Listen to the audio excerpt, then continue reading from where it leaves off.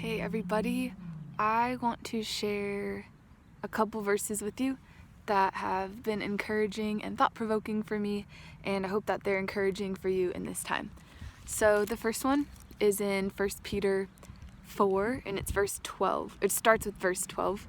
It says, "Beloved, do not be surprised at the fiery trial when it comes upon you to test you, as though something strange were happening to you. But rejoice insofar as you share Christ's sufferings, that you may also rejoice and be glad when his glory is revealed."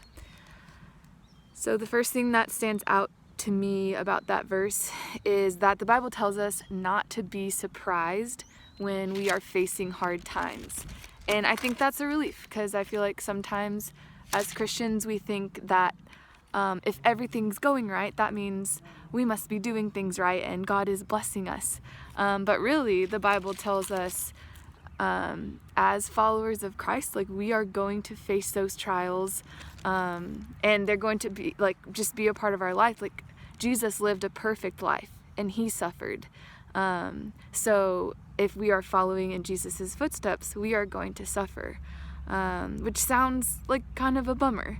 And it is a bummer to suffer, but the Bible assures us that we also have reason to rejoice in the middle of suffering.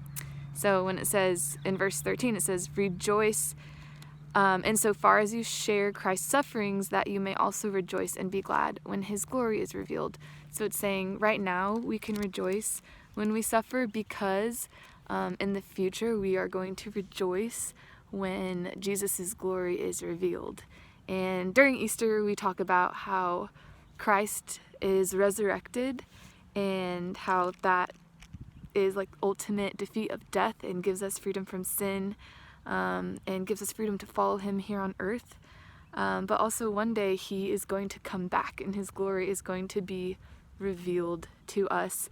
And so I think this verse is pointing to that and saying, like, we can rejoice right now in our sufferings because we know that God's working in them, and one day his glory is going to be revealed and we are going to be able to rejoice with him there. Because as we're following him through suffering, so also we are going to follow him to glory, because we're his children, and that's super cool.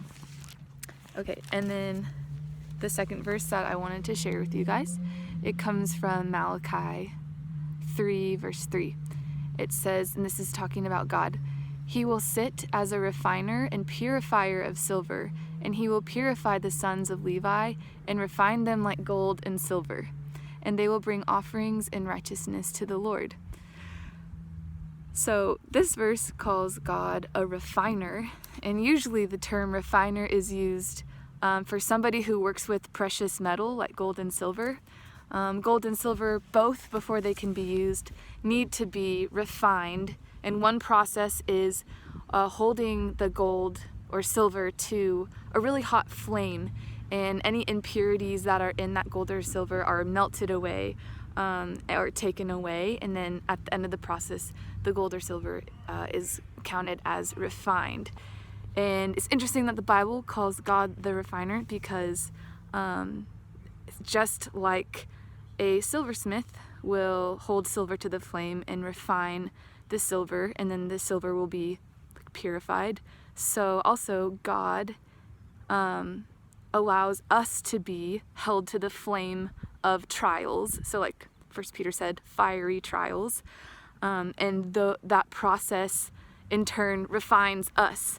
So the impurities that we have in ourselves, like the sin, bad habits, and things that are in us that don't reflect Jesus, through trials and through hard times, we are being tested and refined like silver, to where on the other end of that process we are going to come out more like Jesus. And this process lasts our whole life, but it ends when we get to go to heaven, or when Jesus comes back and we are finally made perfect. And I just think that's a really cool picture, that we are sort of like that precious metal, and when we are facing the flames of trials, we can know, wow, God is doing a work in me, and he is taking away things in my life that when on the other end, when I'm out of this trial, I'm going to be more like Jesus, and that is the goal of our life. So that's why we can rejoice in trial, because we know on the other end of it, we're going to be more like Jesus. Yeah, and then something cool that I heard one time, this is what I'll end off with. When a silversmith, when he holds the silver to the fire, he knows that it's done being refined when he can look down at it and see his face reflected in the silver. And so that's our hope as well, that as we are facing trials and as we are being refined, our hope and our prayer is that, and our knowledge of our future promise is that one day God will be able to look at us and see his reflection, and we will be made perfect like him. So we rejoice in Christ's resurrection, and we rejoice that he's coming back, and we rejoice that in between times we are being refined like precious metal to be made into his image and to be able to reflect him more and more. I hope that encourages you guys, and I hope that you can ask yourselves, God, what are you doing in this time?